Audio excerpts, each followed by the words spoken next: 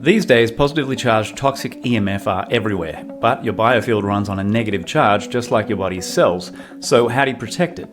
I've been using Organ Effects products like the GeoCleanse and Enerband for years because their technology addresses what others don't, that is, the subtle, toxic positive charge field of harmful EMF, neutralising it. Head to brendanmurphy.global/EMF to learn more and get yours, and enter Murphy at checkout for 10% off.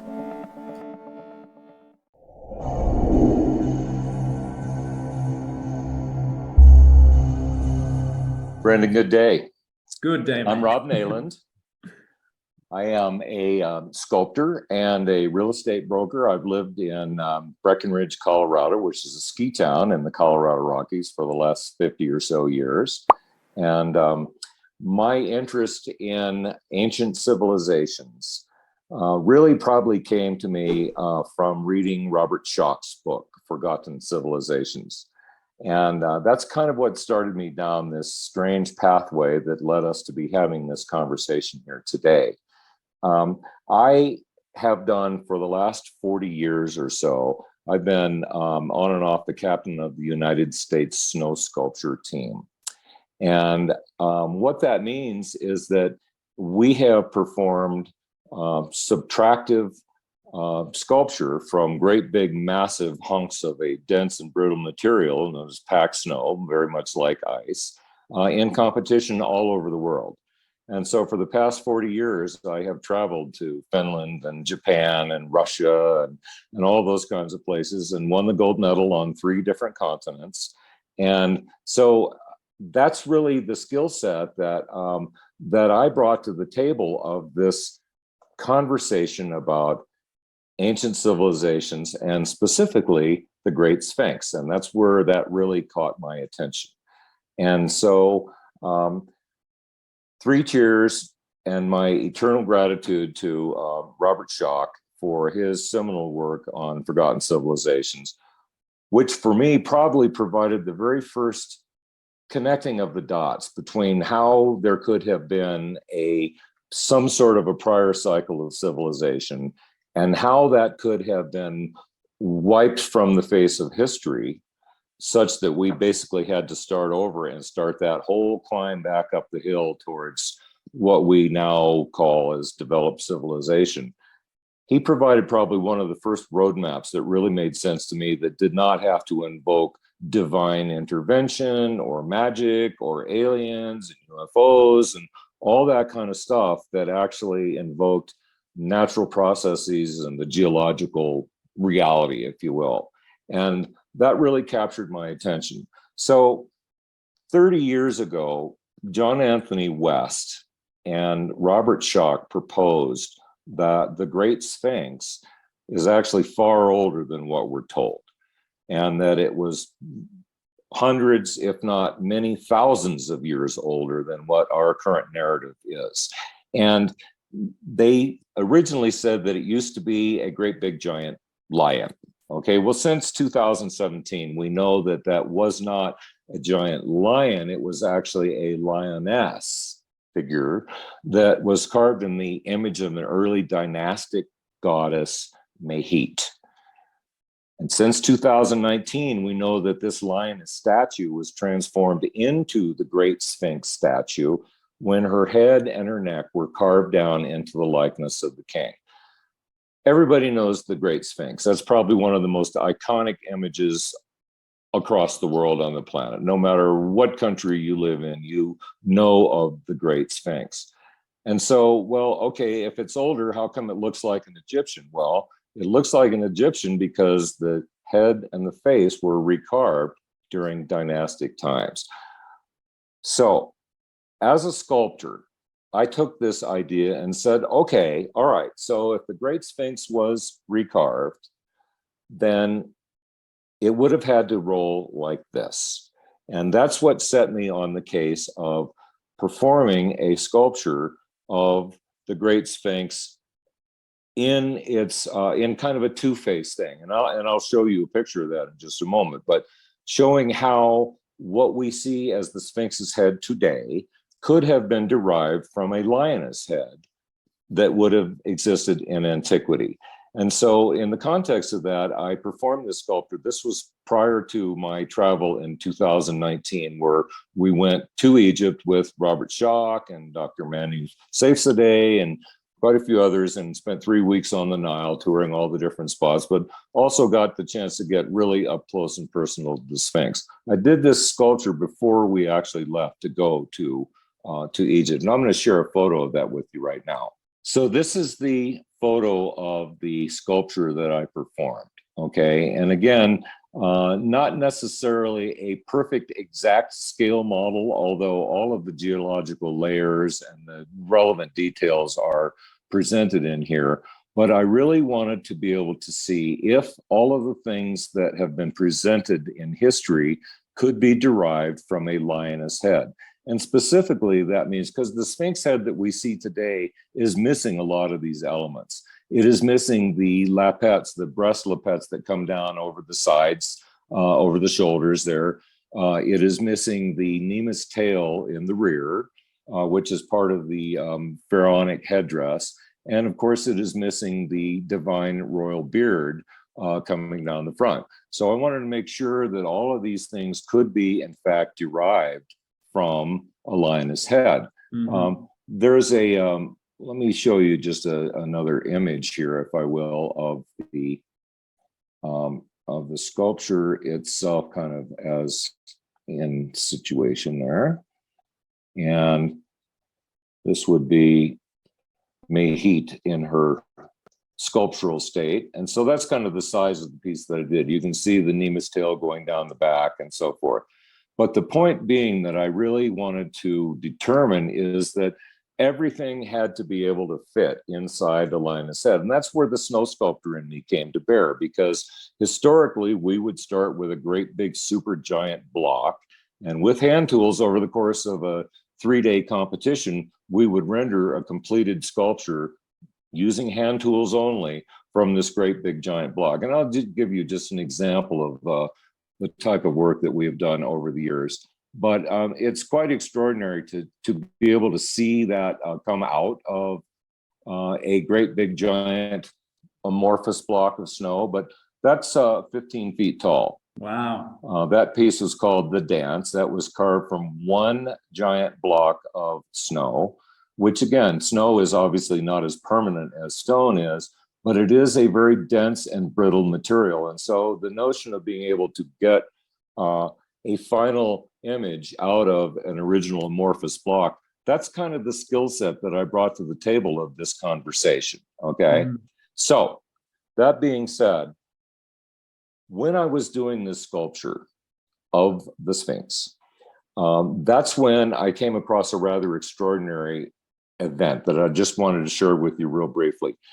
Of course, as a sculptor, my hands are my partners, not my appendages, okay? Because as a sculptor, you see with your hands, and that's how you invoke from concept to reality, as via these guys right here. As I'm doing this sculpture late at night, and I'm finding a place to put the head, I'd already carved the lion body, carving up the head, trying to find where does it go? And so my hands sort of directed where the proportional location of the head would have to be in order for it to work. In other words, if the neck was too far forward, the headdress would not have fit into it. So all of these things kind of go into the sculptural reality of how do you make it go from the lion head to the Sphinx head. So I find this spot on the Sphinx back where it seems like it's right and where it's correct to go. And so I put that down there. And then remarkably, I looked over at, I'll show you this photo, which is kind of a timeless and classic photo. I looked over at one of the photos that had been guiding me in this quest. And this is a late afternoon shot from above of the Sphinx. It was shot in 2015. That's looking directly down on the Great Sphinx. To my shock and disbelief, right after I had placed this model head on the back of the Sphinx, I look over at this photo and I see very, very faintly on the back of the Sphinx, right behind the head, you see this triangular remnant that fits exactly in the size and location and spot of where I had just put the lioness head on the back of the Sphinx. I was astounded. My first thought was, of course, this is common knowledge that residual eroded stump is still back there on the back. And of course, I found out, no, it's not. And so then I did a lot more research, and that topic is what I published my first paper on in 2019, an archaeological discovery journal entitled Mahit's Stump, because I believe and have advocated, I think, compellingly, that is in fact the erosional remnant of the lioness neck that was carved away when the Sphinx was carved into its current iteration during dynastic times. So that was kind of an exciting entree into this field, if you will, is actually being able to come up with a original, albeit small, contribution to this conversation about, hey, the Sphinx is older. It's older because it was recarved, and who knows how far back it goes. It could be hundreds of years older. It could be many, many thousands of years older. That's not really my place to make that determination. But I do believe that I added the one small piece of saying, here is some forensic evidence to show that, in fact, the head of the Sphinx was recarved. Yeah, and it's not a small detail. So I just want to backtrack a bit, Rob. You mentioned earlier at the start that it was thought at one point in time that it had been a male lion. Can you elaborate on how we went through the process of thinking it was a male lion and then realizing it wasn't, and then how we ended up with the female form as being workable rather than the male version? That's a really good question, Brendan. Originally, Robert Schoch was involved with the production of a film in the early 1990s called Mysteries of the Sphinx, and Charlton Heston was the celebrity narrator of that and so forth. In that movie, they showed, in those days, they're saying, oh, well, it used to be a lion. And so they showed a couple of diagrams of a male lion figure sort of superimposed over the Sphinx, if you will. And it was quite clear to me, even when I saw that as a kid, but particularly more as I got into it, that the amount of stone above what currently exists right now would have been massively in excess of what was physically available to obtain a male lion's head with the great big giant mane on it and the big mane down the back and so forth. Really, the vertical limitations of the Sphinx in the actual strata that it lies in. Let me put parentheses around that just for a second. The Sphinx, as I'm sure your readers or your listeners are aware, the Sphinx was not built.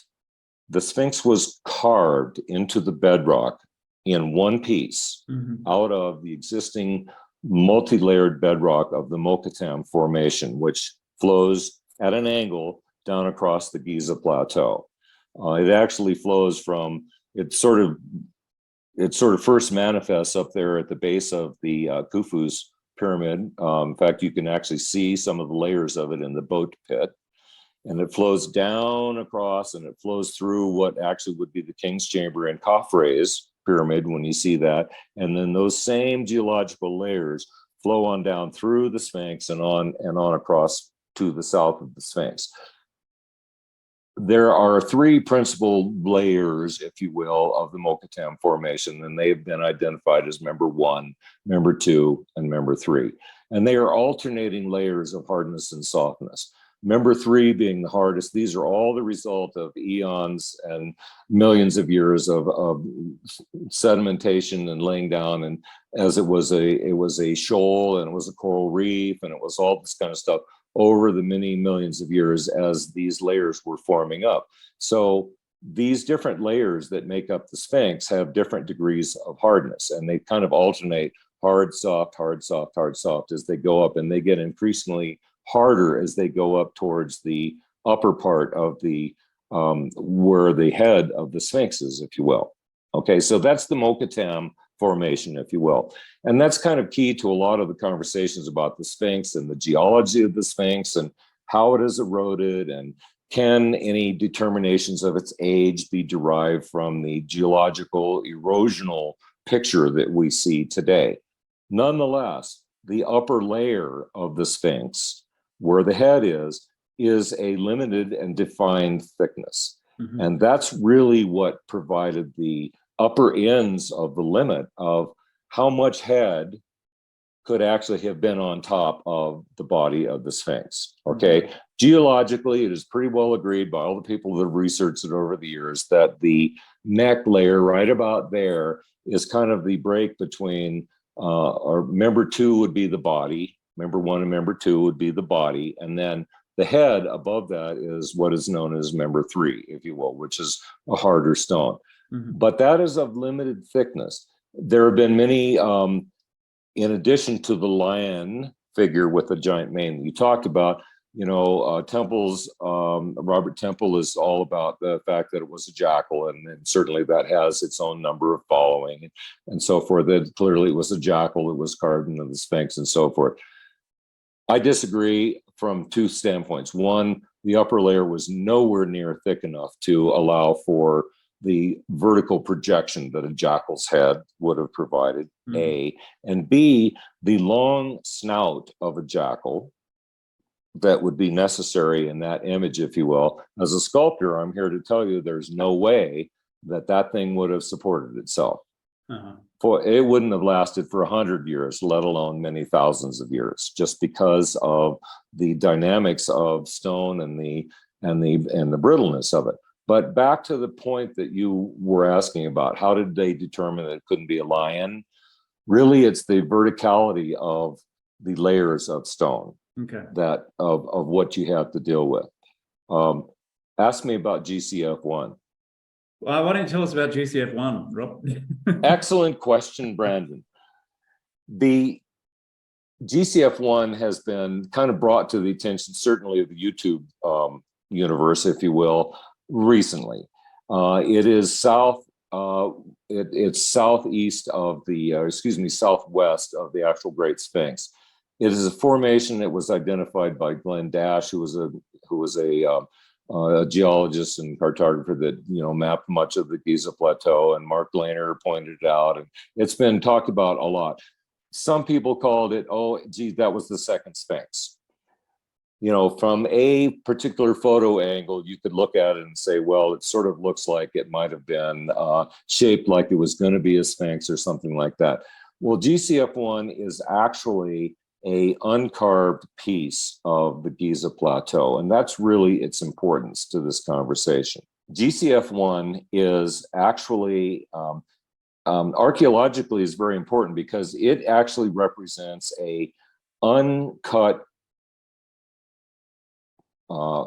strata of the Giza Plateau. In other words, one that hasn't been sculpted or carved or made into a tomb or anything like that. It's basically just like looking at a slice of the cake, if you will.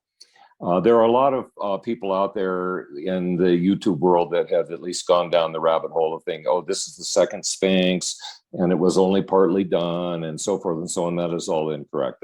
That's only it only looks vaguely like it could have been that if it was shot from one particular angle. However, GCF1 is literally a slice of the Giza Plateau that lets you really look at the layers, and they're all presented all in order and so forth.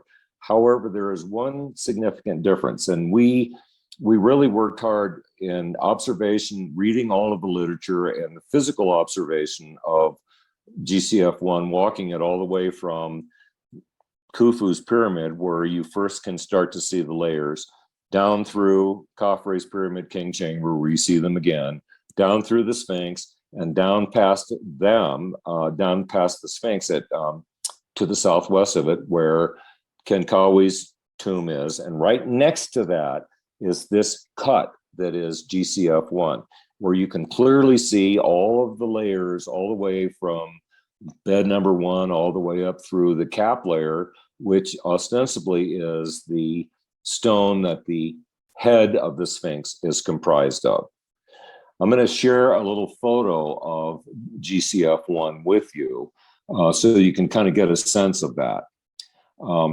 was so amazing to walk upon that, to walk around behind there and see GCF1 in all of its grandeur, really. This would be me standing in front of GCF1. And you can see a little bit over there to my left, there's sort of some of the little white numbers that show the different geological layers, going all the way up to the very top layer up there above, which is ostensibly, and near as we can figure, that's the part that incorporates the head of the Sphinx.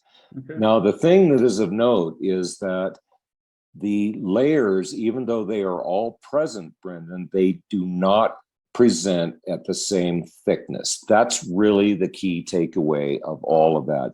GCF1, yes, is a good roadmap of what the uncut strata look like, but the thickness of the individual layers vary considerably across the Giza Plateau. For instance, bed 3I, or bed 3, if you will, which is right about where my hand shows in that photo. Yep. Lehner measured that to be 1.5 meters thick as it goes through the body of the Sphinx. Okay. Right here at GCF1, it's barely 3/4 of a meter thick. So that really illustrates the fact that while all the layers are present, there are a lot of geological processes involved in compression, and whether it's in syncline and all of the kinds of things, and including the fact that the Mokatam Formation ducks underneath what is called the Madi Formation, which is sort of right next door to where this is, just a little bit further to the south, as a separate geological formation. Short version of the story is, yes, the layers are present in GCF1, but no, they do not present at the same thickness, and therefore this can't be used as an actual yardstick to determine what did or did not happen as those formations go through the body of the Great Sphinx. Okay. So, that's a little bit about GCF1, but it's easy for clickbait to say, oh, geez, that's the second Sphinx and all those kinds of things. And, we all know that clickbait serves its important role, I guess, in the monetized world of YouTube and so forth, but not necessarily in the advancement of the science.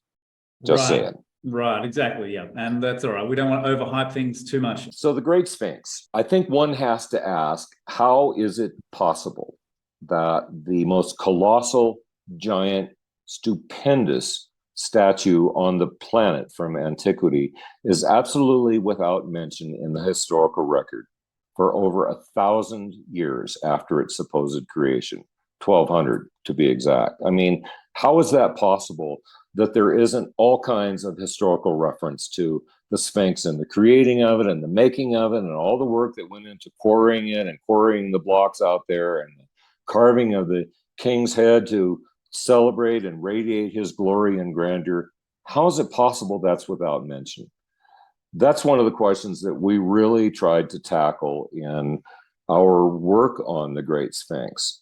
And I believe that the answer lies in the transformation of the head from the lioness, who was a venerated ancient goddess. She was the protective goddess of the scribes and archivists and the keepers of the record, if you will.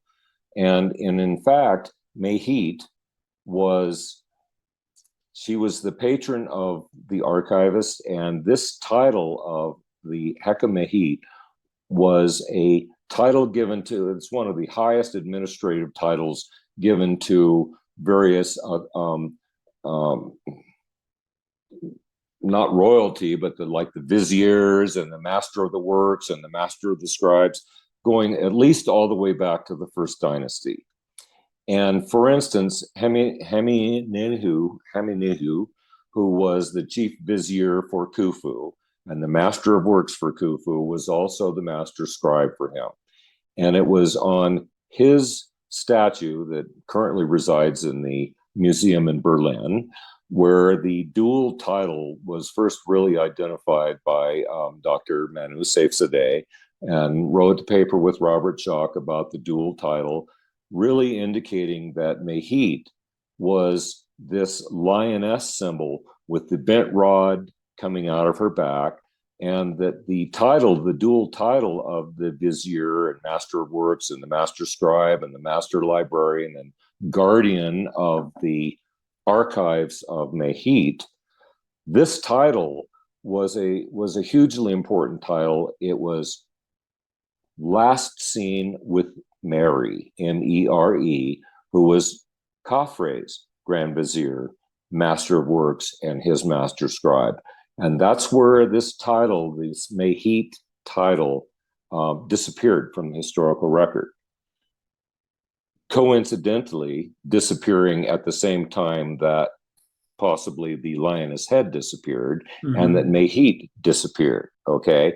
Because in our opinion, and from the research that we have done, what actually occurred was that there was this transformation when the king, be it Khafre, be it Djedefre, his predecessor, or one of the kings in that little slot there, when they actually recarved the head into the likeness of a king, that was the first time that image had really ever presented itself in the iconographic record. It had always been, I mean, there is a rich, rich history of the lioness and Mehit and the references to Mehit and Heka magic and all of the nuances associated with that, going all the way back to the first dynasty. However, those terminate with the advent of the Sphinx as we know it today with the human head. Everybody knows that the head is way too small for the body. I mean, that's troubled people forever and ever and ever. And, you know, I think that one could argue, in fact, we believe and have researched quite extensively the notion that that's because the head was recarved that it is so much smaller. And when that head was recarved, Mehit the lioness became she who is not mentioned. Because when that recarving happened, this ancient cult of Mehit, who was associated with the moon cult religion, with Thoth, all of a sudden the state ordained that that is no more. And from here forward, that is an image of kingship associated with Ra, the sun god, going forward. It really was not only a identity theft of her, but it was also a gender theft, because they basically took this ancient venerated female goddess form, lopped off her head, if you will, replaced it or carved in its place the visage of a king with the divine royal braided beard. And going forward, that was an image of kingship and of the sun god Ra religion. So this is an important moment that happened in the history of this symbol that had been venerated for hundreds, if not thousands of years prior to. All of a sudden, the king comes along and says, nope, this is me. And going forward, this is the male god and Ra, the sun god. So one of the things that really struck me in the context of all this, Brendan, is the addition of the divine braided royal beard that was affixed to the chin of the king when they carved this new face into that. And that's important because this was a profound symbol that goes all the way back to the beginning of writing and Egypt's record. And that is that the divine curved braided beard was a symbol reserved exclusively for gods and ascended god kings. In other words, gods and dead kings. And that living kings were always depicted with a shorter square beard that came down like so. And so all of a sudden, when you talk about symbol changes, in addition to saying we're getting rid of this older religion and putting this new religion into place, this symbol change was not just a stylistic nuance. So give me a curved beard while you're doing that face, would you? It literally, Brendan, it was a theological seismic event. because never before in the record have we seen a living king depicted as a living god.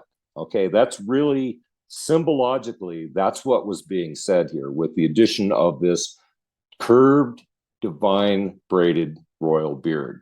And so all of the priests, all of the scribes, all of the keepers of the record, all of the people that were vested in the existing religious infrastructure, if you will, of the moon cult and of Nehit and so forth, they're out of there. Yeah. Or else they kept their head low and just smiled and nodded going forward. You know, and again, I'm reminded of the example of if, let us say, Mao Zedong in China had taken a ancient Chinese monument that was carved into a mountain that was a image of whatever it was, a dragon, a lion, or whatever, and he carved Mao Zedong's face into that monument that had been there for thousands of years. And so going forward, okay, you've carved, now that is Mao Zedong, we get it. But nobody would ever mention what it had been before. You would never refer to, oh yeah, no, that's so-and-so, that was the ancient goddess of whatever. And because that would be off with your head and off with the head of all of your family and everybody you know and so forth. And what we propose, Brennan, is that a similar change happened in Egypt with the carving of the pharaoh's face into this ancient venerated monument, the extinguishing of the moon cult religion that had been present, and instituting a state-ordained change of direction of going forward. It was profound.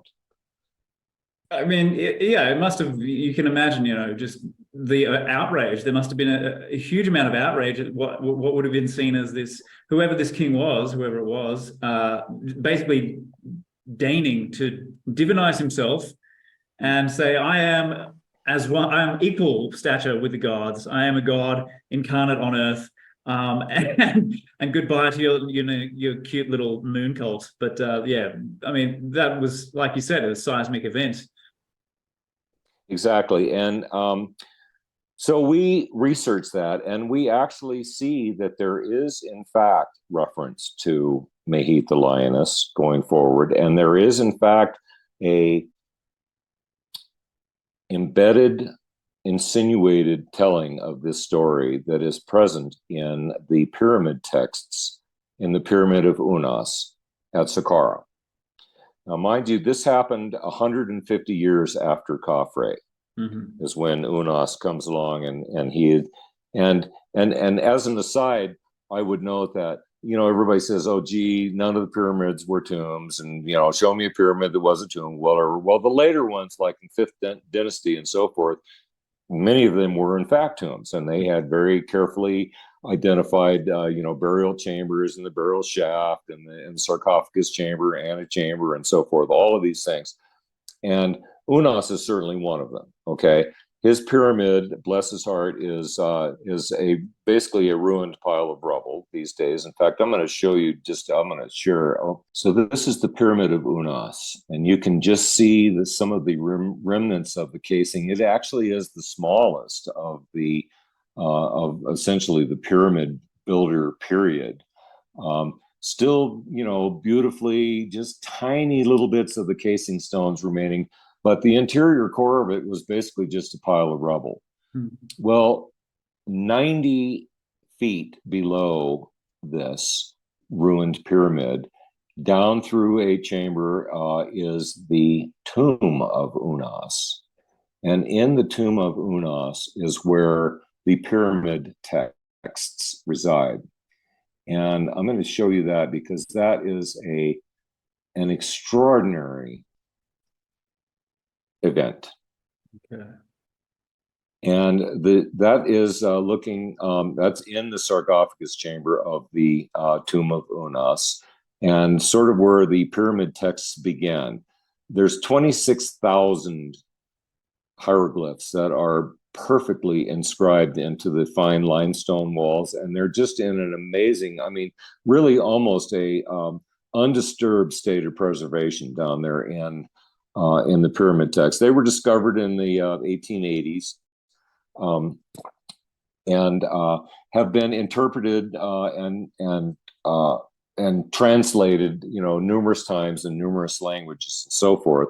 But these pyramid texts tell two stories. One is the official version of the pyramid text is that they are instructions, protective spells, and guidelines, and they basically equip, train, and protect the spirit of the king on his ascension into the afterlife. And that's fine, and they do that.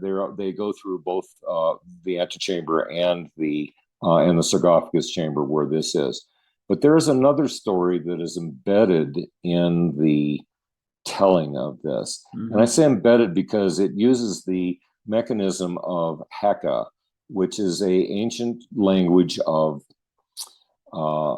inference and insinuation and wordplay and homophony and using sounds of words to actually create the words and actually being able to insinuate and invoke something without actually naming it. And that's important because, as we know, just from what we previously talked about, that Mehit and her moon cult became she who is not mentioned. And it was not really possible or probable to talk about what had been, but the story and the elocution, if you will, of the moon and the moon cult's role in the ascendance of the spirit of the king is embedded and woven throughout these pyramid texts from beginning to end.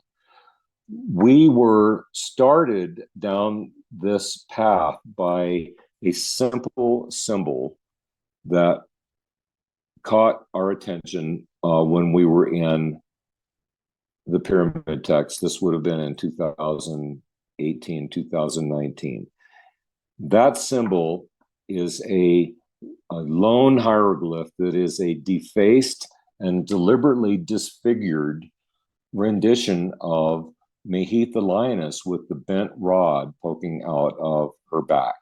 Okay. This symbol is one that had been actually named by Robert Schoch and Manu Saifzadeh and Robert Bouval as the JAW sign, the jaw sign, which is in honor of John Anthony West, who was one of the first to propose that the Sphinx is older and that it had originally been a lioness. Okay, and so that's why that's called the jaw sign. But this symbol appears in the exact center of the wall of the sarcophagus chamber, right at eye level is this symbol. And so we looked at this and said, well, so first of all, this symbol has been out of use now for 150 years by the time the tomb of Unas was constructed. Mm-hmm. Why is this out of date symbol in such a prominent displayed place in the sarcophagus chamber of King Unas? Why is it made? Is it an error, or was it made to look like an error, or what? And so this is kind of what led us on the search to say, well, are there other clues? Are there other parts of a message that might be ambiguously presented throughout the pyramid text that may be telling a story that they couldn't tell out loud? So that's kind of what started us on this journey of researching the pyramid text. And Manu and I published a paper last summer on this woven tale that goes through the pyramid text that tells the story of Mehit the lioness, her recarving, her presence there on the Giza plateau at the time of Zep-Tepi the first time. And it's really quite extraordinary because of the things that we uncovered. And I'm happy to go into detail with you on that. But particularly, we discovered that there is a camouflage subtext that runs through.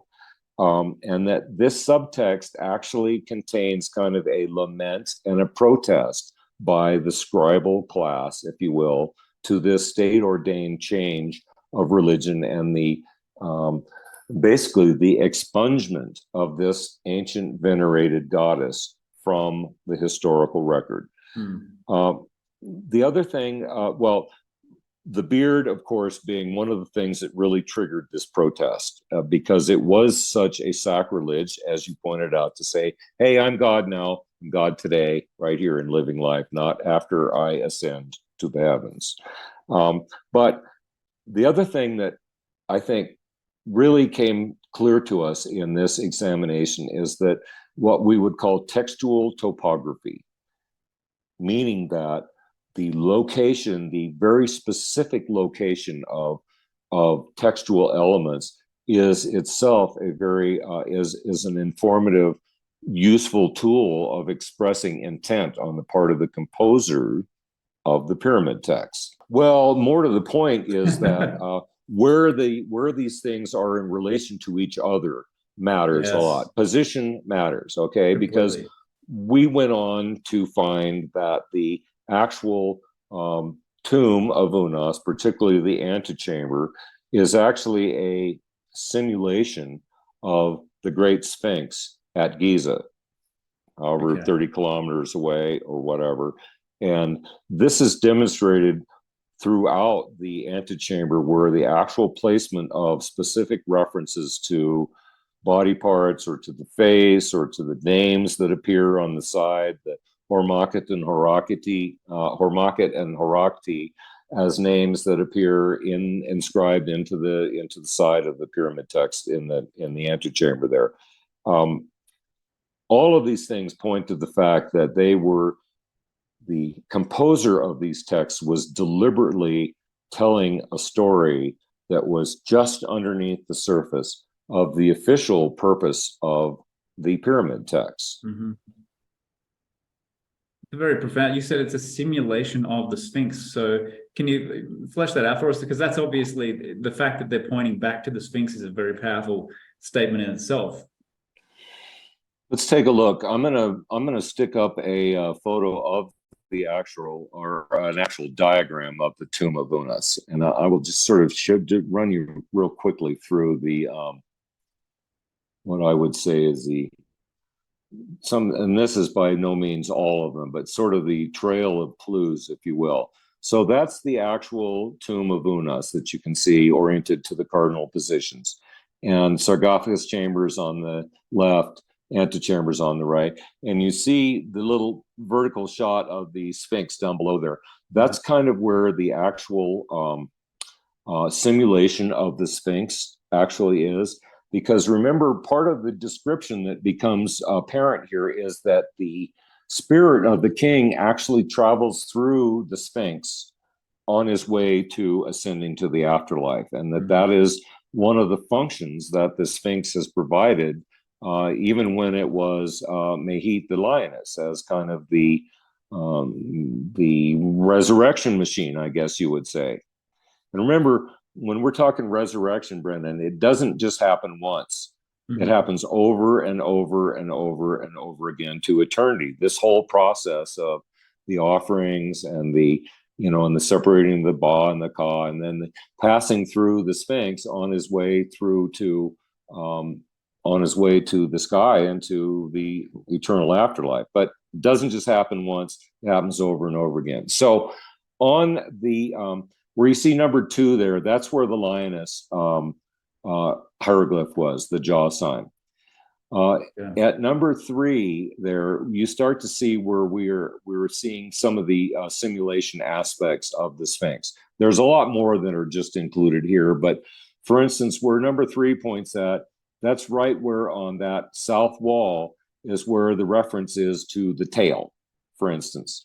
And it is co-joined with a reference to where you see the other arrow of 3. There is it's conjoined with a reference to Heka magic, which Heka was the language of invocation and the language of creation that the king had to learn and become fluent in this, because that was part of his being equipped for his journey to the afterlife, if you will. Mm-hmm. So number 4 is right where you turn the corner there. That's where Acre, which is the 2-headed lioness symbol that one sees, and I'll show you a photo of that in a moment. But he's sort of the guardian of the netherworld and the and the land of the living, if you will. He's the guardian between the two, and that's sort of where the connecting passage sort of connects where the spirit of the king is going to go. Mm-hmm. Number 5 is where there are 2 references to Hormaket and Horakti. One of them is, the first one is hinted at there on number 5. That would be the left-hand side one there on the wall. And the other one is actually literally spelled out as the Horakti being the spirit in the sky. They are connected right at eye level with the horizon line, and they are referenced to each other. Right there where the sky version of it is, there are a collection of 3 different lioness heads that are engraved in and around that symbol, if you will, or that name that you see. One of which is a unique symbol that actually is a lioness head that has a cobra uraeus on top of it. Okay, that's a unique symbol that we don't see anywhere else. And again, it is a veiled reference to the royal cobra uraeus as a symbol that is being applied to the lioness head as a reminder that that's where and what she was. Number 6 is where there is reference to, up on that wall where number 6 is, there's reference to the evil deed that has been done. Number 7 is right smack in the middle of that wall of 36 columns of text. Right in the middle column, and column number 18, is where the reference to dawn is.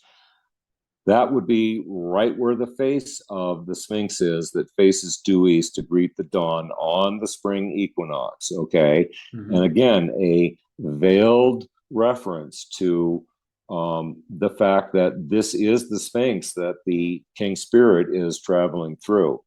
Number 8 is where it is talked about the location. The location is referred to as Rostau, which of course is ancient Giza. That in the location of Rostau is the cavern of creation, of primordial creation. Okay? And that location textually in the northeast corner of the antechamber is precisely where you would expect to see, for instance, the ancient cavern of creation, i.e., the Hall of Records that Edgar Cayce points out, underneath the left paw of the Sphinx, directly there. So it is in that cavern that that the King Spirit receives the eye of Horus after he has gone through all the trials and tribulations and passed all the tests that he has to do. He receives the eye of Horus and he ascends through the passageway to the north. And that is where the pyramid texts terminate, is going in through that passage to the north at number 9. And interestingly enough, what happens at number 9 is that the spirit of the king swallows the uraeus, i.e. the snake-like figure, and he becomes Babi, the full moon. Let me just repeat that again. He basically swallows, having done all of his deeds, he swallows the uraeus, which is the sign of kingship, if you will, and he becomes the full moon. This is extraordinary in that it actually indicates that it has been the moon that has been being talked about in the pyramid texts as the vehicle, as the ferry, if you will, ferrying the king's spirit into the sky, and not the sun.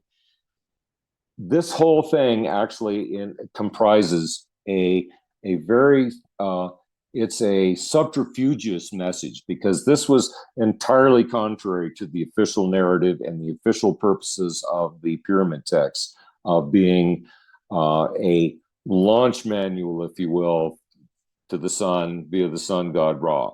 And it is interesting. We did determine, as part of our research, we identified who the composer was, because this is the first time that the ancient rituals and spells and spirits and all of that had actually been committed to stone in the pyramid text. It is the oldest religious writings from ancient Egypt. Okay, so it's not like somebody just scribbled it down and said, "Hey, carve this on the wall." Yeah.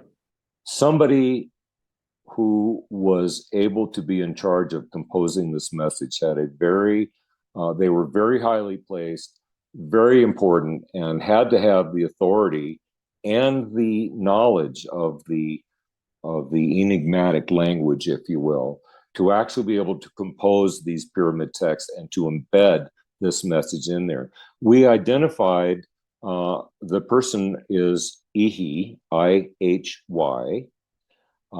He was Unas's grand vizier and his master of works and the chamberlain to the king. And he was basically the big guy that got everything done. And he was the master scribe that actually composed and directed the inscribing of the pyramid text into the tomb of Unas.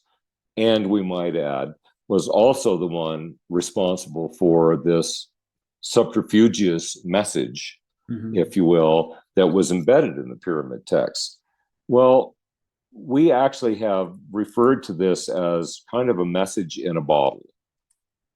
Because, yes, on one hand, the job was to get the spirit of the king out and up into the sky the way he's supposed to. But the other job was to preserve the history of the abandonment, the expungement of the ancient lioness goddess, and to preserve and to memorialize her history for what would no doubt be future readers. We say that for a couple of reasons. One is because of the obvious clues that he drops along the way.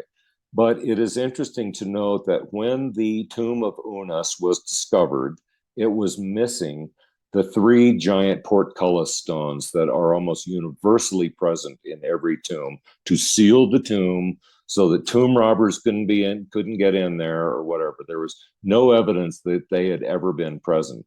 And it is not entirely clear that the tomb was ever actually sealed. And this leads us to the partial conclusion that it was kind of the intent of the vizier, Ihi, master of doing the pyramid texts themselves, that these would be viewed by future generations and would be viewed by posterity. As a final little historical note on that, Ihi, his temple, or not his temple, but his tomb is not far from the tomb of Unas, the pyramid of Unas there at Saqqara. And so, of course, as a grand vizier, and he had his own tomb and all that good stuff. It is quite extraordinary that Ihi was actually yanked out of his tomb, his body cast out, and his tomb was taken over by Unas's daughter, who now resides in what had previously been Ihi's tomb. So it is a most extraordinary example of a contemporary replacement or a reappropriation of a tomb. It's extraordinary that would have happened. But it's not so extraordinary if his message got found out and that somebody realized that he had actually written this graffiti on the wall of these official religious proceedings and whatnot, even after his death, that he was booted from his tomb and it was taken over by the king's daughter. So that's sort of the tale in a little bit of a nutshell of the story that we found being told of the Great Sphinx and its life before as Mehit the lioness. Right, yeah. That's a very interesting story. Was there anything? So we published that paper last summer, like I said, and that is entitled "The Bearded Lady of Giza." Okay. Entitled such because actually the king did beard the lady. He bearded the lady lioness and pressed forward with his own face. But that also was published in Archaeological Discovery Journal. Beautiful. I encourage everyone to go and check that out if they're interested in the details. They are details for sure. Uh-huh. All right. Well, where So, does that take us? well, so that's all well and good, because yes, we believe that the Sphinx is older. There's a lot of evidence to show that that it had been something else before it was carved, and all of this gets to the concept of, so if it was older than what we're told, so what? I mean, where does that go? What does that actually mean if this thing was older? Well, obviously, that's not in concert with the official Egyptological narrative, let us say. And there's been a struggle between the alternative history world and the Egyptological world for quite some time, and it's quite heated and quite emotionally charged, if you will. But by and large, this whole conversation kind of comes down to, is all of the things that we see in Egypt, are they original or are they legacy? Mm-hmm. That's really what this whole heated conversation comes down to. And, you know, and certainly the likes of Zahi Hawass and whatnot are vehement proponents of the fact that everything that you see across the Egyptian landscape is original to the Egyptian culture and not a legacy or something that somebody else gave them or that they inherited. Mm-hmm. I think that there is some debate to that. And one of the reasons that I believe that Egypt is important to this conversation is because that's probably one of the best set of footprints going backwards in time that we really have to deal with in terms of archaeology and iconography and the symbolism of how people made records of how they got to where they are and how they went forward and how they felt the whole universe was all put together. In my mind, the importance of the Sphinx being older is because it gives a set of footprints that leads backwards in time and not forwards in time the way that we've been historically told.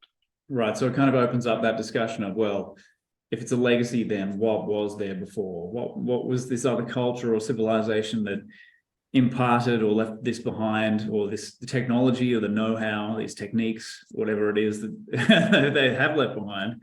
Who was exactly. Exactly. And I think that the answer is probably some of both. Mm-hmm. It's, you know, there is certainly a long history in Egypt of reappropriation of existing monuments and putting your name and your cartouche on them and maybe adding on to, building onto them and going forward.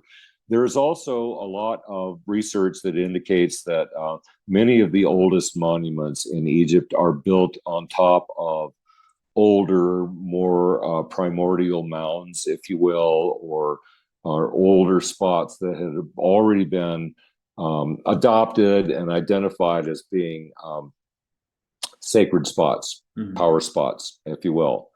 And so I guess I'm inclined to agree with the notion that it is part and part. There's certainly part of some things, maybe knowledge systems, for instance, that were inherited. So you asked the question, what does that lead us to?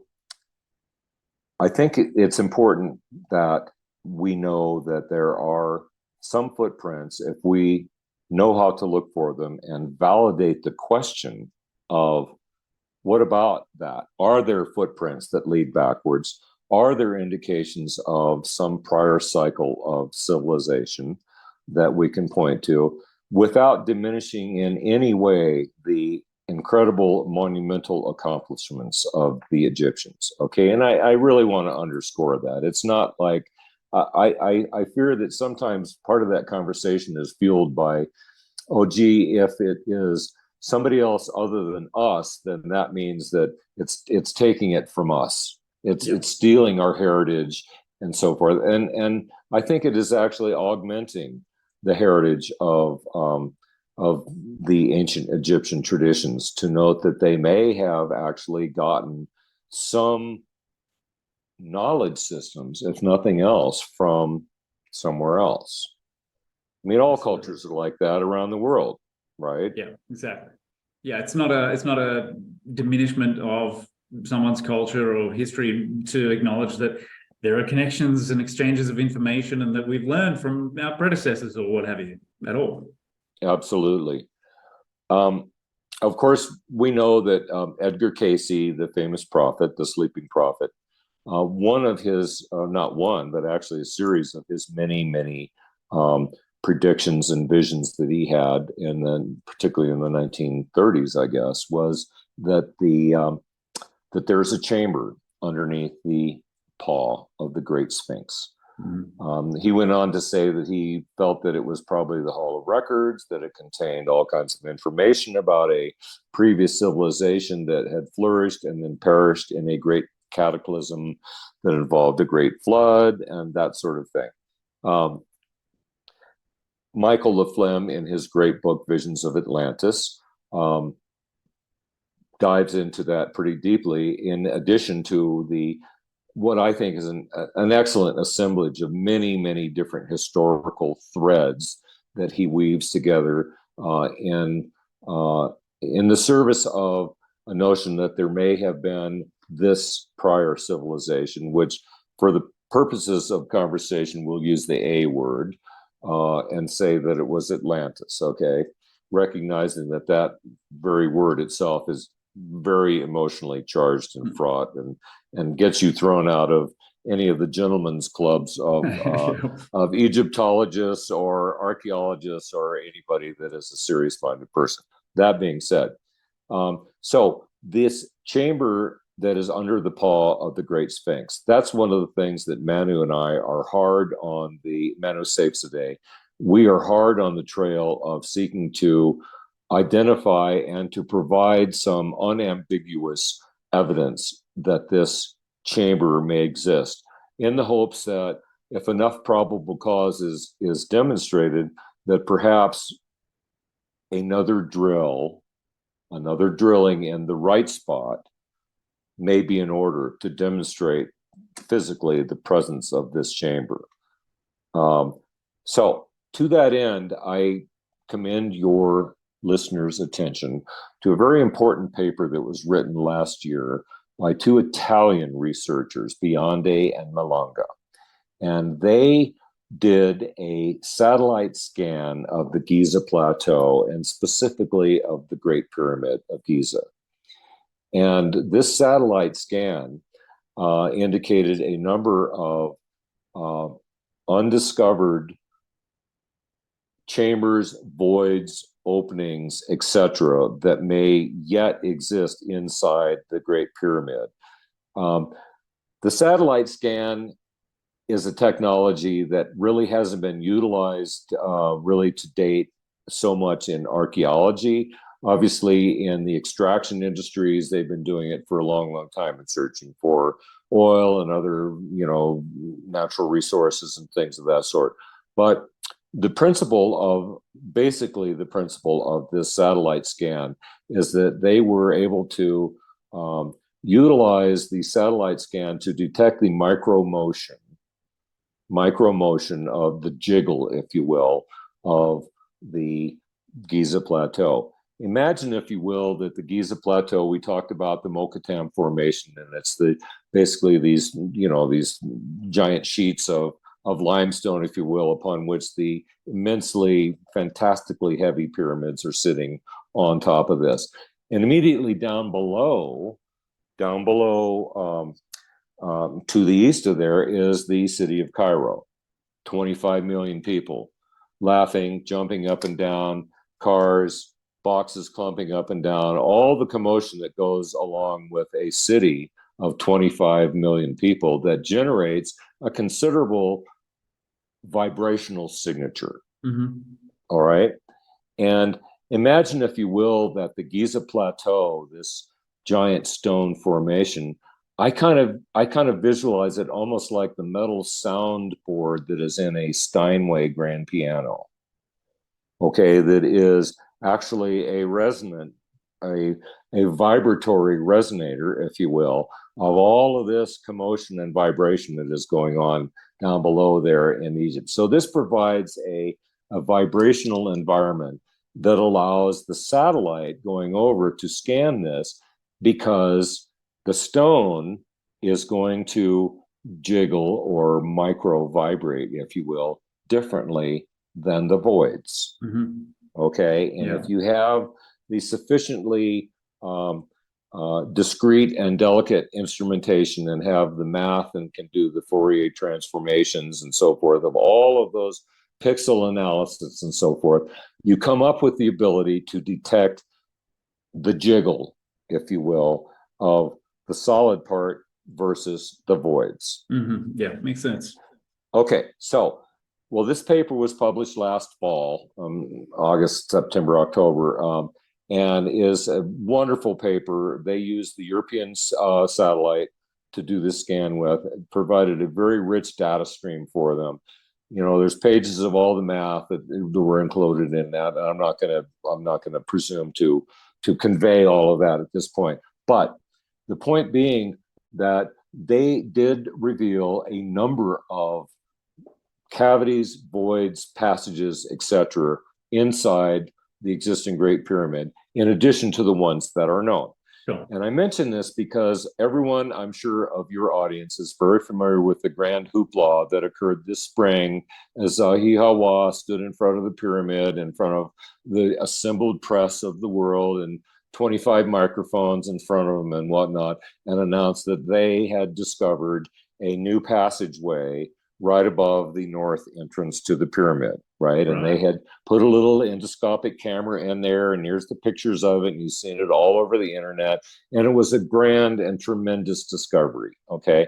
As a side note, we would say that it's likely that any discovery that happens in Egyptology has got to have Zahi's name, face, and hat attached to it. Okay, I mean, he's the hat and the denim shirt. That's an essential part of any advancement in the field of Egyptology. Not that he's after any attention. Correct. So the interesting thing about that is this passageway that they were all up in arms about, that they had just recently discovered and so forth. That passageway was clearly shown on Biondi and Malonga's data set that they had published months before that. That's really the takeaway that I wanted to make here about that, okay? There already have been some good, solid, positive controls demonstrated that this method of non-invasive remote sensing analysis is a valid way of determining standing stone versus voids. The reason I say all that is because Dr. Saifzadeh and myself, we've teamed up with a gentleman who is a lifetime geophysicist and is one of the world leading experts on remote satellite sensing technology for determining those kinds of things under the ground, if you will. And we are hard at work to see if we can replicate Biondi and Malonga's work using a different satellite, because we don't have access to the European Space Agency's satellite, using the Capella satellite, and to actually apply the same math and the same Fourier transformations and the same analysis of the signals, if you will, to do a satellite scan of the Great Sphinx. Because we are going to do our darndest to see if we can actually provide unambiguous evidence of this anomaly A, that you will, underneath the paw of the Great Sphinx. An anomaly, by the way, I must add, that was identified by Robert Schoch and Thomas Dobecki years and years ago in the 1990s, when they did their seismic refraction study, identified the likely presence of anomaly A underneath the left paw of the Sphinx. We need to see if we can use the modern non-invasive method of obtaining the same data to cross-reference that again, to basically building a case of probable cause for drilling again, to find that there is such a space, as has been predicted by Edgar Cayce, amongst many other things that he has done. Now, we're not going to go in there and find flying cars and all kinds of descriptions about the wonderments of Atlantis and so forth and so on. And in fact, it's quite likely that that cavern was breached in ancient times, and The contents of it were likely removed in a portable archive that went off to Memphis. It's probably in a couple of other places right now. So it's not likely that they're going to say, oh, we drilled down in there and here's all this stuff like was in King Tut's tomb. Right. You know, chariots and, you know, golden chairs and stuff like that. That's not likely to be the case. But the fact that if it is there, that's the important thing. If it's actually there and it is a man-made space down there, that's going to be a big deal to empirically be able to demonstrate that kind of thing and lend credence to many of these other tales that come from all these different disciplines, that there was something earlier that happened before. So is that, to you, is that the primary sort of significance of it? If there is a cavity, you know, a man-made cavity under the paw of the Sphinx, then it opens up, you know, the potential for, you know, the casing material around Atlantis. Absolutely. It's maybe there's something to this, and this helps us to, you know, overcome what, you know, Hancock has been calling for years, our collective amnesia around who we are, where we come from. Right. I would say that that's exactly correct. You know, this original or legacy debate that has really been the logjam essentially between alternative and established paradigm, if you will. It's eroding. That paradigm is showing cracks as increasing research indicates more and more that if nothing else, we have vastly underrated how old stuff is, and we have vastly underrated the capabilities of ancient peoples based on what we think they should have been able to do at the time when they did it. Obviously, Göbekli Tepe and Karahan Tepe are all certainly principal examples of that. But also, you know, South and Central America is full of clear expressions of highly developed culture that we have to presume that they indigenously arrived at their abilities to do these things.